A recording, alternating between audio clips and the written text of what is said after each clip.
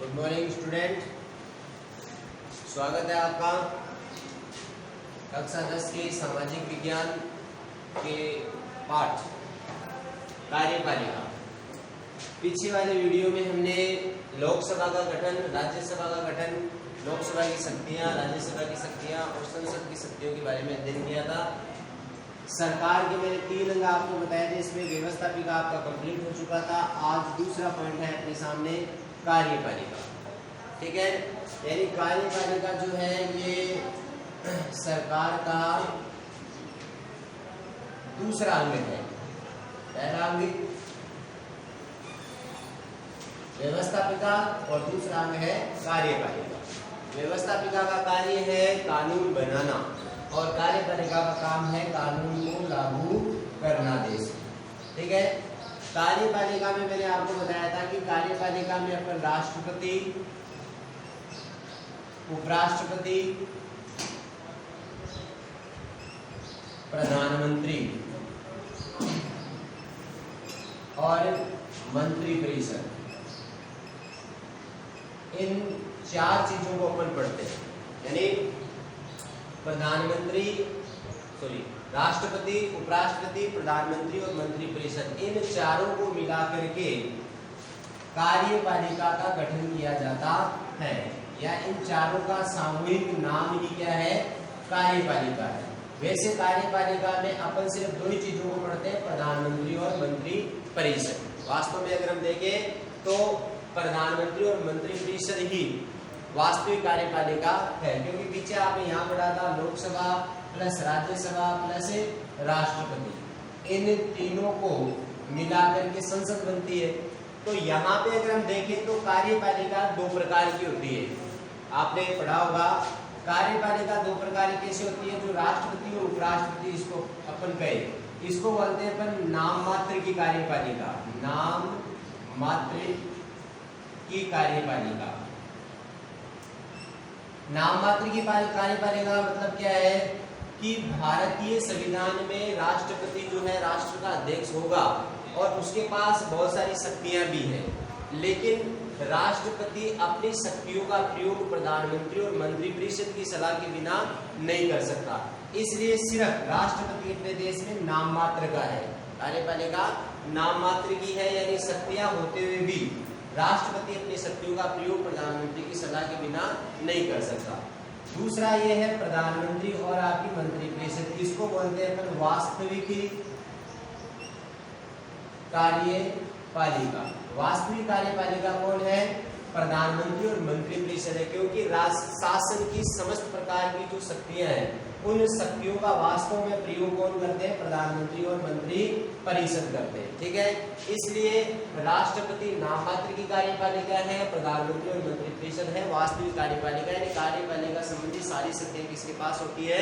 प्रधानमंत्री और मंत्रिपरिषद के पास होती है। ठीक है, राष्ट्रपति के पास शक्तियां होती है, लेकिन होते हुए भी वह अपनी शक्तियों का प्रयोग नहीं कर पाता है प्रधानमंत्री और मंत्रिपरिषद की सलाह के बिना। इसलिए अपन राष्ट्रपति को नाम मात्र की कार्यपालिका बोलेंगे, जबकि मंत्रिपरिषद को वास्तविक कार्यपालिका कहते हैं। ठीक है, भारतीय संविधान के अनुच्छेद 52 में, भारतीय संविधान के अनुच्छेद 52 में ये प्रावधान किया गया है कि भारत का एक राष्ट्र अध्यक्ष होगा, जिसको अपन क्या कहेंगे? राष्ट्रपति कहेंगे। कई बार प्रश्न ये बनता है कि भारतीय संविधान के किस अनुच्छेद में राष्ट्रपति पद का प्रावधान किया गया है? तो भारतीय संविधान के अनुच्छेद 52 में राष्ट्रपति, भारत का एक राष्ट्रपति होगा, यानी राष्ट्रपति पद का प्रावधान किया गया। और 53 में ये कहा गया है कि कार्यपालिका शक्ति राष्ट्रपति में होगी।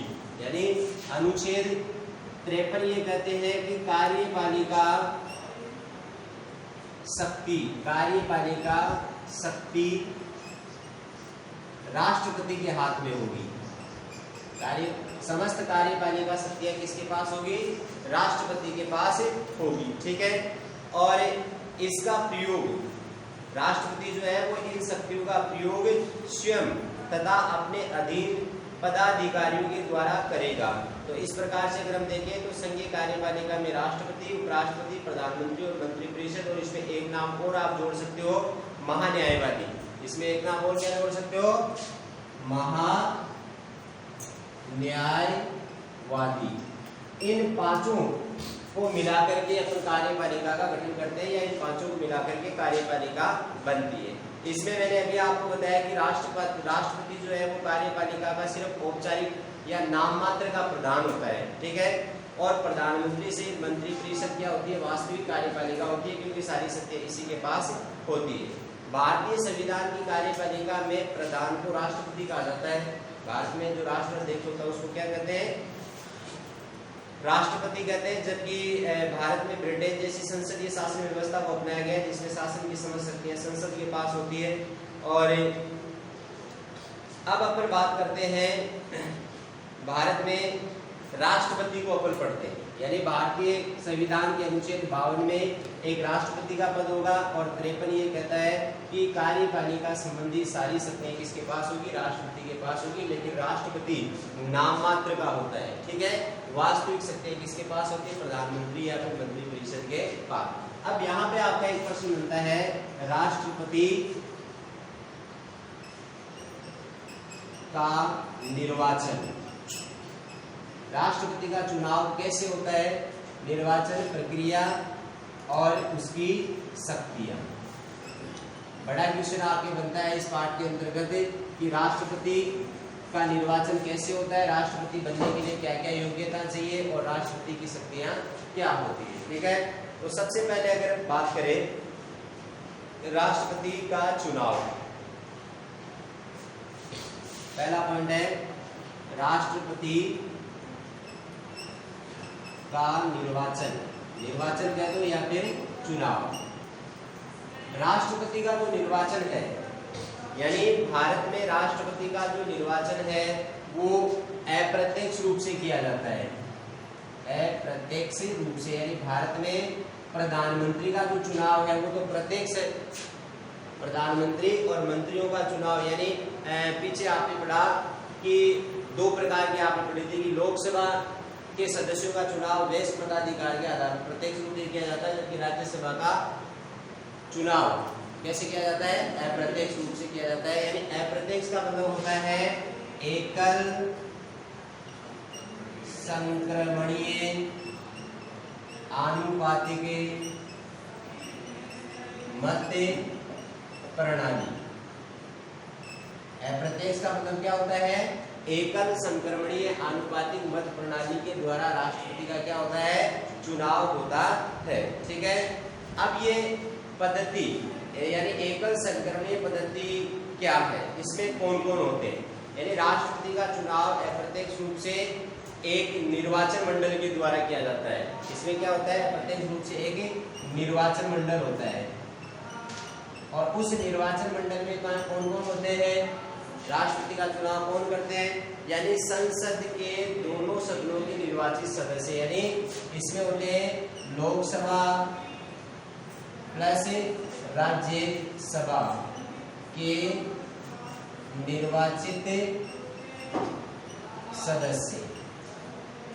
यानी लोकसभा राज्यसभा मतलब क्या है, संसद, संसद के निर्वाचित सदस्य मान लो, या फिर लोकसभा और राज्यसभा के निर्वाचित सदस्य। दूसरा राज्य विधानसभाओं, ठीक है, राज्य विधानसभाओं के निर्वाचित सदस्य। दूसरा होता है कौन, राज्य विधान सभाओं के निर्वाचित सदस्य।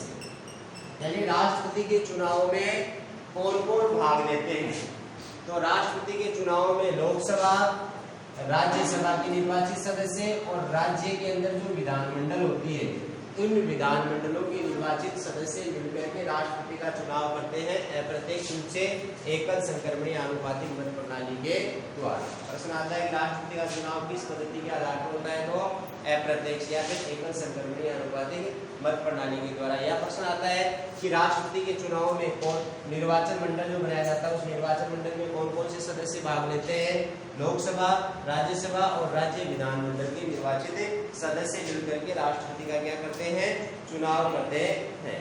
अब मैं ये बता रहा हूँ कि एकल संक्रमणीय ये आनुपातिक मत प्रणाली है क्या, किसे कहते हैं एकल संक्रमणीय आनुपातिक मत प्रणाली, तो एकल संक्रमणीय आनुपातिक मत प्रणाली का वैसे अगर आप साधारण अर्थ देखें तो ये हो सकता है कि यह राष्ट्रपति के चुनाव करवाने की एक पद्धति है।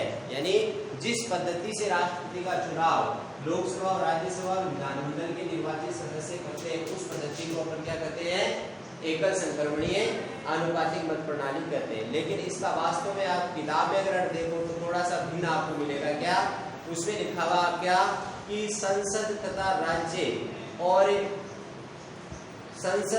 राज्यों एवं संघीय क्षेत्रों की विधानसभाओं के निर्वाचित सदस्यों के द्वारा राष्ट्रपति का चुनाव एक विशेष पद्धति से किया जाता है, जिसको कहते हैं एकल संक्रमणीय मत प्रणाली। ठीक है। और इस एकल संक्रमणीय मत प्रणाली के अंतर्गत क्या होता है कि राष्ट्रपति जो उम्मीदवार होता है, ठीक है, उसके वोट पड़ते हैं। यानी लोकसभा के निर्वाचित सदस्य, राज्यसभा के और विधान मंडल के निर्वाचित सदस्य मिलकर के राष्ट्रपति का चुनाव करते हैं, ये वोट देते हैं। तो किसी भी व्यक्ति को राष्ट्रपति पद में सफलता प्राप्त करने के लिए न्यूनतम कोटा चाहिए। न्यूनतम कोटा यानी जैसे मान लीजिए कि राष्ट्रपति पद के लिए 4 आदमी खड़े हो गए, ए बी सी और डी खड़ा हो गया। ठीक है। अब चारों वोट लेंगे। अब न्यूनतम कोटा क्या होता है, यानी एक फिक्स मापदंड, एक फिक्स, जैसे कई बार होता है ना चुनाव होता है, उस व्यक्ति की जामनी जब्त होगी, चुनाव लड़ने के लिए कम से कम वोट जो मिलते हैं उसको अपन क्या करते हैं, न्यूनतम कोटा करते हैं। तो राष्ट्रपति के चुनाव में मतदान गुप्त मत पत्र के द्वारा होता है और चुनाव में सफलता प्राप्त करने के लिए उम्मीदवार को न्यूनतम कोटा प्राप्त करना आवश्यक है। और न्यूनतम कोटा कैसे निकालते हैं अपन, राष्ट्रपति के चुनाव में जैसे जितने भी वोट पड़ते हैं, तो न्यूनतम कोटा निकालने का एक सूत्र आपके यहाँ काम आता है। प्रश्न मिलता है न्यूनतम कोटा किसे कहते हैं या फिर न्यूनतम कोटा का सूत्र क्या है। तो दिए गए वैध मतों की संख्या या फिर डाले गए वैध मतों की संख्या बटा डाले गए वैध मतों की संख्या बटा होता है निर्वाचित होने वाले प्रतिनिधियों की संख्या। निर्वाचित प्रतिनिधियों की संख्या प्लस यहाँ होता है 1। ठीक है। और ये शायद आपकी किताब में आपको गलत दे रखा है, यहाँ पर भी +1 होगा। तो राष्ट्रपति चुनाव के अंदर जो न्यूनतम कोटा होता है, न्यूनतम कोटा निकालने का सूत्र क्या होता है कि कुल डाले गए वैध मतों की संख्या बटा निर्वाचित प्रतिनिधियों की संख्या +1, और यहाँ पर भी सामने +1 आता है। इसको ज्यादा विस्तार से मैं यहाँ पे नहीं बता सकता क्योंकि 12वीं क्लास का जो वीडियो है उसके अंतर्गत इसे आगे की क्लासों में आपको विस्तार से बताया गया है कि न्यूनतम कोटा कैसे निकाला जाता है। उदाहरण सहित अगर आपको समझना है तो उसके लिए आपको आगे की क्लासों के अंदर जाना है। फिलहाल आपको 10वीं क्लास में इतना ही ध्यान रखना है कि राष्ट्रपति का चुनाव प्रत्यक्ष रूप से एकल संक्रमणीय आनुपातिक मत प्रणाली के द्वारा एक निर्वाचन मंडल करता है, और उस निर्वाचन मंडल के अंदर लोकसभा, राज्यसभा और राज्य विधानमंडलों के निर्वाचित सदस्य मिलकर राष्ट्रपति का चुनाव करते हैं। राष्ट्रपति के चुनाव में जिस पद्धति को काम में लिया जाता है उसको एकल संक्रमणीय मत प्रणाली कहा जाता है। ठीक है। और इस पद्धति के तहत राष्ट्रपति को सफलता प्राप्त करने के लिए उम्मीदवार को न्यूनतम कोटा प्राप्त करना होता है। न्यूनतम कोटा निकालने का सूत्र ये है, डाले गए वैध मत प्लस निर्वाचित सदस्यों की संख्या। ठीक है। अब उसके बाद अपन बात करें तो आपके आता है नंबर 3 पे पद से हटाने की प्रक्रिया। पिछले वाले वीडियो में मैंने बताया था आपको एक ऐसी प्रक्रिया है जिसके तहत राष्ट्रपति को पद से हटाया जा सकता है। कौन सी प्रक्रिया है वो? महाभियोग है। कौन सी प्रक्रिया? महाभियोग। यानी महाभियोग राष्ट्रपति को या उपराष्ट्रपति को या सर्वोच्च न्यायालय के न्यायाधीश को और अन्य न्यायाधीशों को पद से हटाने की प्रक्रिया कौन सी है? महाभियोग है। और महाभियोग कौन पारित करती है? संसद। कौन करती है? संसद। संसद में 2 सदन होते हैं आपके, एक तो लोकसभा होती है और एक होती है राज्यसभा। ठीक है। यदि राष्ट्रपति अपने पद का दुरुपयोग करता है या दुराचरण करता है तो उसे समय से पहले, यानी राष्ट्रपति का कार्यकाल 5 वर्ष का होता है, 5 वर्ष पहले भी इसे संसद महाभियोग लगा करके हटा सकती है। लेकिन महाभियोग कैसे लाया जाता है और ये प्रक्रिया कैसे चलती है वो समझना यहाँ पर जरूरी बन जाता है। यानी आपको पता है कि भारतीय संविधान के अनुच्छेद 61 में महाभियोग प्रणाली का वर्णन किया गया है। कौन से अनुच्छेद में? 61 में किया गया है। ठीक है, यानी संविधान के अनुच्छेद 61 में ये कहा गया है कि राष्ट्रपति पर संविधान में दी गई पद्धति के अनुसार उस पर महाभियोग लगा करके उसे पद से हटाया जा सकता है। ठीक है, अब महाभियोग कैसे लाया जाता है? यानी महाभियोग लगाने का अधिकार सिर्फ और सिर्फ संसद को है। संसद के 2 सदन है, दोनों में से कोई भी सदन में से महाभियोग प्रस्ताव पारित हो सकता है। ठीक है, महाभियोग चलाने की अनुमति के लिए महाभियोग चलाने वाले सदन की समस्त संख्या के 1/4 सदस्यों के हस्ताक्षर होने जरूरी है। जैसे मान लीजिए एक छोटा सा उदाहरण में देके आपको समझाऊं कि आपकी क्लास में कोई मॉनिटर है। कौन है? मॉनिटर। ठीक है, अब आप चाहते हो कि आपकी क्लास का जो मॉनिटर है वो ठीक ढंग से अपना कार्य नहीं करता है, वो पक्षपात करता है, आप उसे हटाना चाहते हो। क्लास में से मान लीजिए आप 50 बच्चे बैठे हो, आप चाहते हो कि आप मॉनिटर चेंज करें, तो आप क्या करोगे? एक प्रार्थना पत्र लिखोगे। क्या लिखोगे?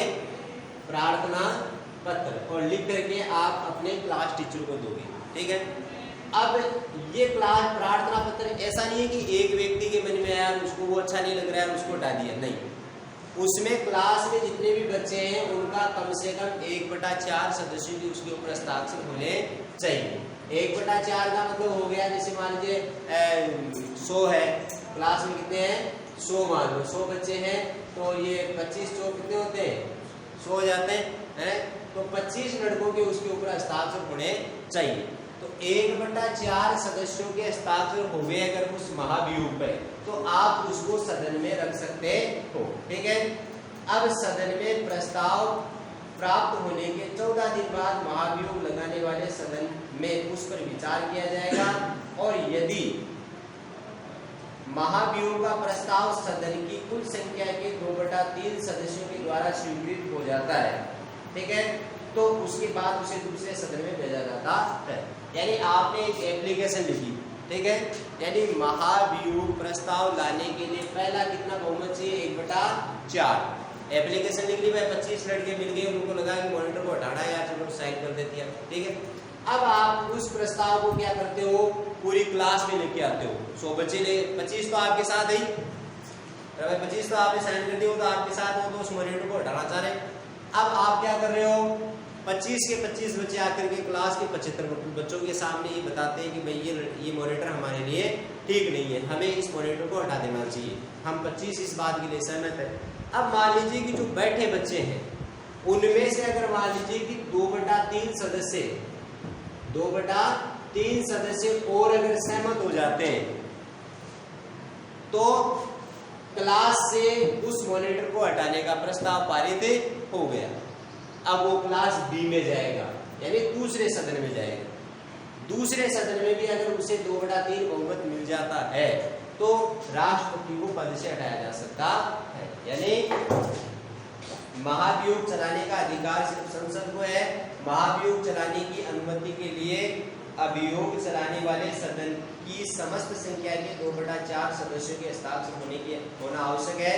सदन में प्रस्ताव प्राप्त होने के 14 दिन बाद अभियोग लगाने वाले सदन में उस पर विचार किया जाएगा, और यदि अभियोग का प्रस्ताव सदन की कुल संख्या के 2/3 सदस्यों द्वारा स्वीकृत कर लिया जाता है तो उसके बाद उसे दूसरे सदन में भेज दिया जाता है। दूसरा सदन उस महाभियोग की या तो स्वयं जांच करेगा या उस कार्य के लिए विशेष समिति का गठन करेगा। यदि इस सदन में भी राष्ट्रपति के विरुद्ध लगाए गए आरोप सिद्ध हो जाते हैं तो दूसरा सदन भी अपने कुल सदस्य संख्या में के कम से कम 2/3 बहुमत से महाभियोग के प्रस्ताव को स्वीकार कर ले तो राष्ट्रपति को पद से हटाया जा सकता है। अब वापस समझ लो, इसको एक बार फिर बता देता हूँ।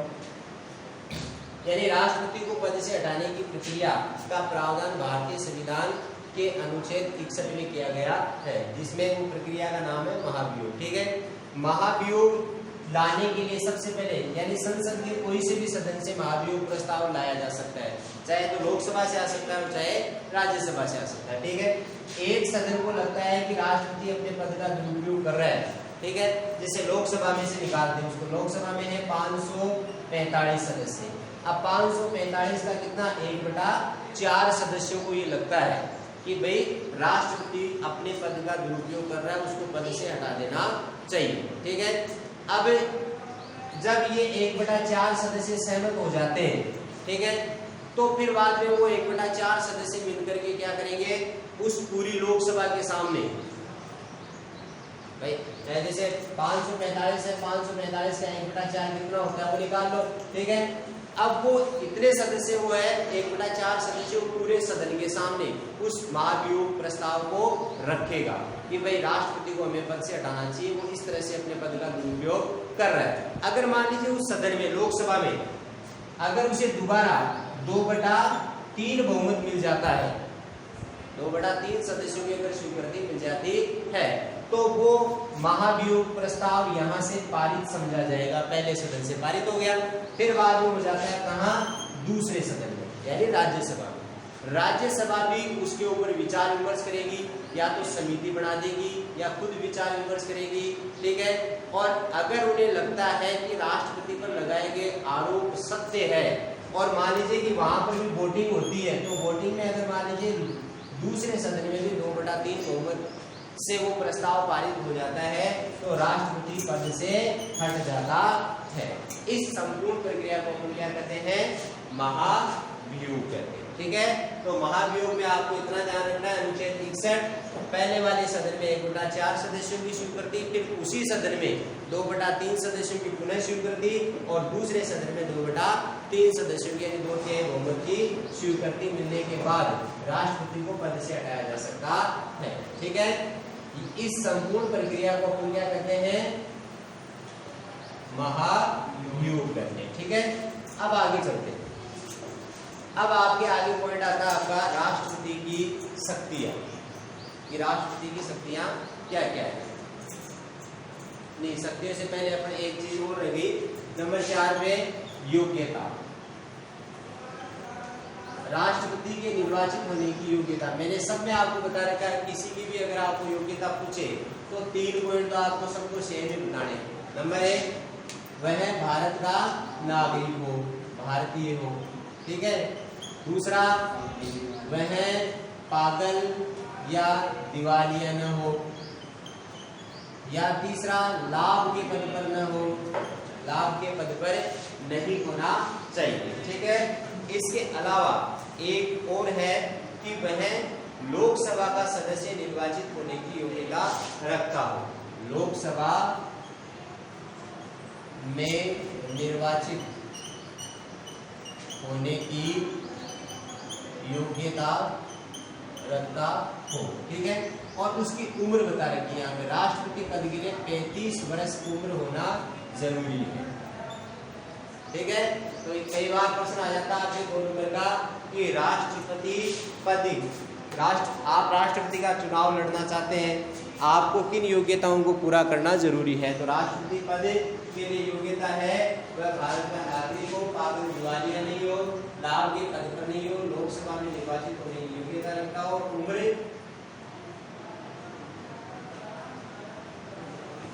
35 वर्ष होना जरूरी है। ठीक है, यह है राष्ट्रपति पद के लिए योग्यता। तो इस तरह से अगर हमने देखा कि राष्ट्रपति का सबसे पहले चुनाव कैसे होता है, उसके बाद न्यूनतम कोटा क्या है, उसके बाद उसे महाभियोग पद्धति के द्वारा कैसे हटाया जा सकता है, और राष्ट्रपति पद की योग्यता। ठीक है, इसको अपन कहेंगे राष्ट्रपति के निर्वाचन की प्रक्रिया कहेंगे। ठीक है, अब अपन बात करते हैं, अपना प्रश्न था राष्ट्रपति की शक्तियां, प्रश्न था निर्वाचन हो गया, अब है राष्ट्रपति की शक्तियां। राष्ट्रपति की कौन कौन सी शक्तियां है, तो सबसे पहले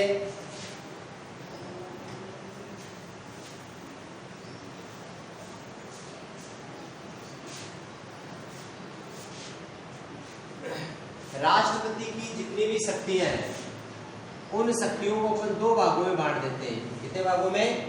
दो भाग में। पहली तो है संकट, पहले तो सामान्य शक्ति, सामान्य शक्तियां, क्योंकि राष्ट्रपति की शक्तियां ज्यादा है इसलिए अपन राष्ट्रपति की शक्तियों को दो भागों में बांट देते हैं। सामान्य हो गया नॉर्मल शक्तियां, और दूसरी है संकटकालीन शक्ति, संकट या फिर आपातकालीन शक्ति।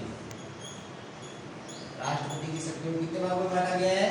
दो भागों में, संकटकालीन शक्ति या आपातकालीन शक्ति और एक सामान्य शक्ति। ठीक है, अब सबसे पहले बात करें अपन सामान्य शक्तियों की। ठीक है, राष्ट्रपति की सामान्य शक्तियों में नंबर 1 पहली है आपकी कार्यपालिका शक्ति, कार्यपालिका या फिर इसको आप बोल सकते हो क्या, प्रशासनिक शक्ति। दूसरी है आपकी विधायी शक्ति, विधायी शक्ति। नंबर 3 तीसरी शक्ति है विधायी शक्ति, विधायी का मतलब कानून संबंधी शक्ति। और तीसरी है वित्तीय शक्ति, वित्तीय शक्ति। और चौथी है न्यायिक शक्ति, न्यायिक शक्ति। इनके नाम पहले आपको याद करने पड़ेंगे कि राष्ट्रपति की शक्तियां कौन सी है। कार्यपालिका संबंधी शक्ति, विधायी शक्ति, और फिर वित्तीय शक्ति, और फिर है न्यायिक शक्ति। ठीक है, अब उसके बाद बात करें संकटकालीन शक्तियां। संकटकालीन शक्तियां 3 है। कितनी है? 3। ठीक है, संकटकालीन शक्तियों में अगर बात करें तो सबसे पहले शक्ति आपकी आ जाती है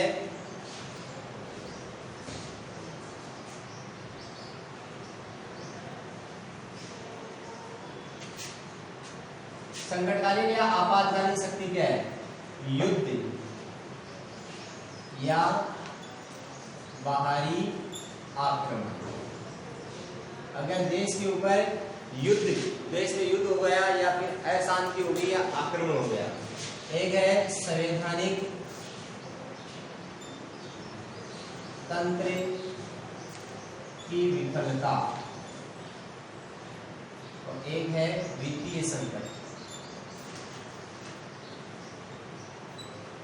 ये 3 शक्तियां, सामान्य 4 है और आपातकालीन 3। कितने हो गए टोटल? 7।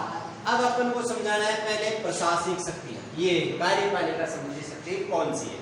किताब में अगर आप देखते हो तो किताब वाले आपके समझ में नहीं आएगी, क्योंकि उसको थोड़ा बड़े रूप में बता दिया गया है। यानी प्रशासनिक शक्तियां जो है वो भारतीय संविधान के अनुच्छेद 53 में, पीछे आपने मैंने बताया शुरू के वीडियो में आपको कि 53 में कार्यपालिका संबंधी शक्तियां किसके पास है? राष्ट्रपति के पास है। ठीक है, लेकिन वो अपनी शक्तियों का प्रयोग मंत्रिमंडल की सलाह के बिना नहीं कर सकता। ठीक है, अब प्रशासनिक शक्तियों के अंदर जैसे मान लीजिए आप नंबर 1 पे ये बता सकते हो कि राष्ट्रपति की जो नियुक्तियां हैं, जितने भी नियुक्तियां करता है राष्ट्रपति, वो सारी की सारी आपकी कौन सी शक्तियां आ जाती है? कार्यपालिका संबंधी शक्ति आ जाती है। ठीक है, यानी प्रशासनिक शक्तियों के अंतर्गत राष्ट्रपति जो है वो राष्ट्रपति क्या करता है? जैसे मंत्रियों कोमा, इसमें आप लिखते भी रहो, मंत्रियों, राज्यपाल कोमा, इसके अलावा उच्चतम न्यायालय, उच्चतम न्यायालय व उच्च न्यायालय के न्यायाधीश की नियुक्ति।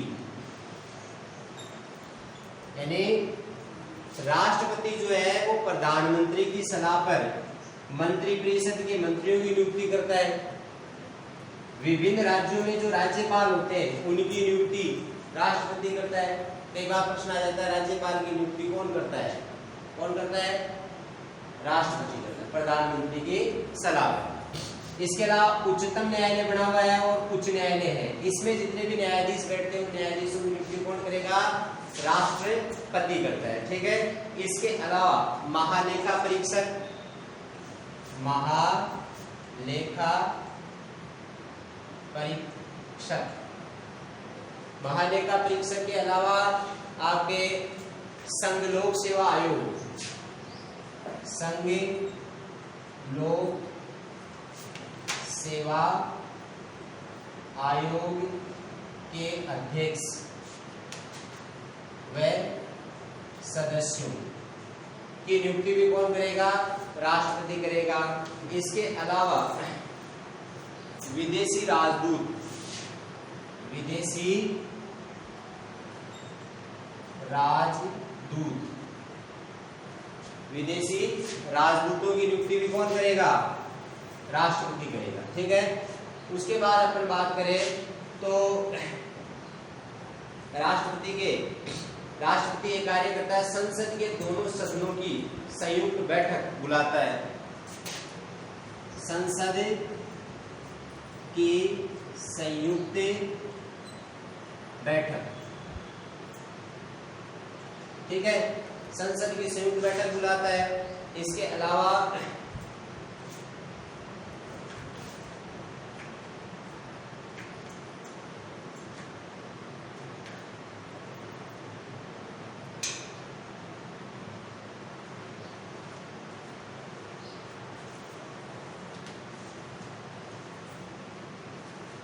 विदेशों से संधि और समझौते, विदेश में संधि व समझौते भी राष्ट्रपति के नाम पे होते हैं। जल, थल और वायुसेना के अध्यक्ष, जल, थल और वायुसेना के अध्यक्ष की नियुक्ति भी कौन करेगा? राष्ट्रपति। यानी राष्ट्रपति समस्त सेना का क्या होता है? सेनापति होता है। ठीक है।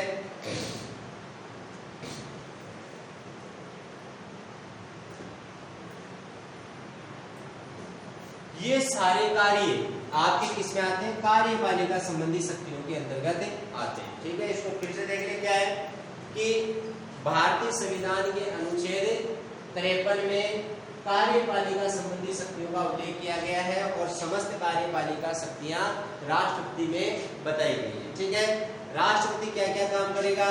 प्रधानमंत्री की सलाह पर मंत्रिपरिषद में मंत्रियों की नियुक्ति करता है। इसके अलावा विभिन्न राज्यों में राज्यपाल की नियुक्ति राष्ट्रपति करता है। उच्चतम न्यायालय और उच्च न्यायालय के न्यायाधीशों की नियुक्ति राष्ट्रपति करता है।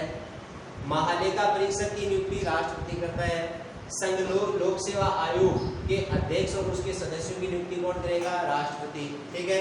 विदेशी राजदूत यानी विदेशों के अंदर जो राजदूत होते हैं उनकी नियुक्ति भी कौन करेगा? राष्ट्रपति। संसद की संयुक्त बैठक राष्ट्रपति बुलाता है, इसको स्थगित भी वही करता है। विदेशी संधि और समझौते राष्ट्रपति के नाम से होते हैं। जल, थल और वायुसेना के अध्यक्ष की नियुक्ति भी कौन करेगा? राष्ट्रपति। देश में युद्ध की घोषणा और युद्ध समाप्ति की घोषणा भी कौन करता है? राष्ट्रपति करता है। ये सारे के सारे कार्य जो है वो राष्ट्रपति की कार्यपालिका शक्ति में आते हैं। आपके जैसे अलग से 4 नंबर का क्वेश्चन आ गया कि राष्ट्रपति की कार्यपालिका संबंधी शक्तियों को समझाओ, तो आपको ये सारी चीजें लिखनी है उसमें। कितनी हो गई? जैसे 1 2 3 4, इसके अलावा 5 6 7 8 9 10 11 पॉइंट हो गए। 11 चीजें आप 11 लाइनों में लिख सकते हैं। 4 नंबर का क्वेश्चन आपका तैयार हो गया। अब उसके बाद अपन बात करते हैं कौन सी शक्ति? विधायी शक्ति। ये आपने उतार लिया होगा, मैं इसको बिठा देता हूँ एक बार।